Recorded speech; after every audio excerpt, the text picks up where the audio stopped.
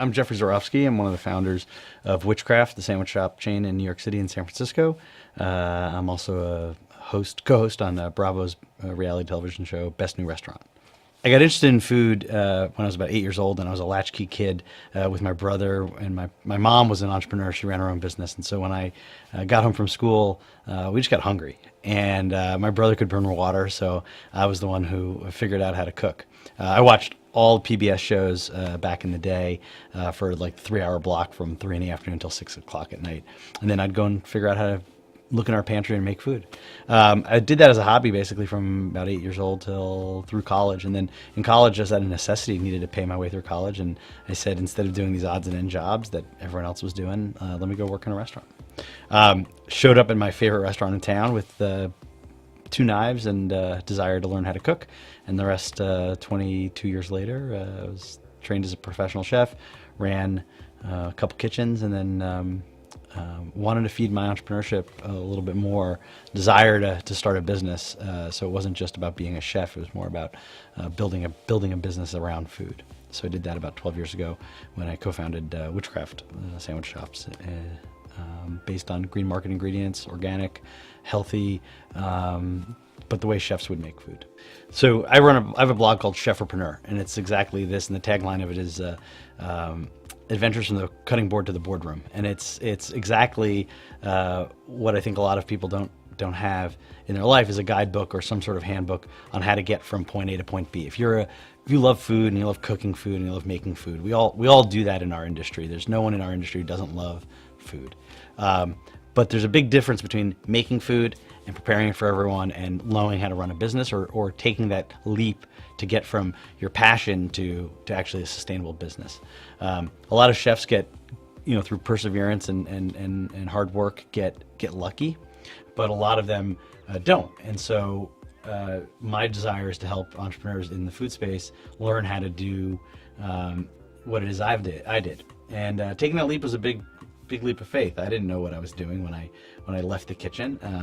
Luckily, I founded a marketing company. I took a break and founded a marketing company that was based on hospitality, and I got lucky with that and made it work.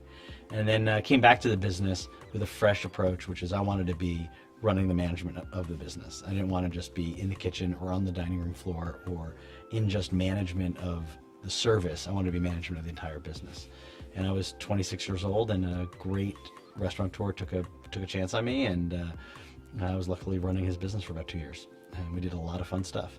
And then from there, I wanted to go on my own and start my own creation, something that was from my head about where the food trends were going, what was exciting to me, really something that could grow and scale, not just be one unit. And so that's how we developed Wichcraft. The biggest lessons I learned from the transition was that I knew nothing about managing people. I knew about managing myself, but I knew nothing about managing people. And that in order to be successful, I had to learn how to manage people pretty quickly. And then along the way, you learn all these other lessons, stuff that never is apparent to the creative person necessarily, not necessarily apparent to someone who's passion driven, about customers, about the way they interact with your product, about being willing to give up some of your own positions and your own ideas and about where you think the business should be or what the product should be, and listening to your customers, listening to your employees. One thing that we did early on was took an approach that the employee was so much more important than anything else in the business. And it didn't the food mattered, but really what mattered was the people who were preparing it and who were serving it every day. And so if we could put them on stage and put them in the front and put them as the heroes of our business, then they would do all the work for us in terms of growing the business. The moment you and a lot of groups don't do this, but a lot of groups keep their employees kind of bottled up.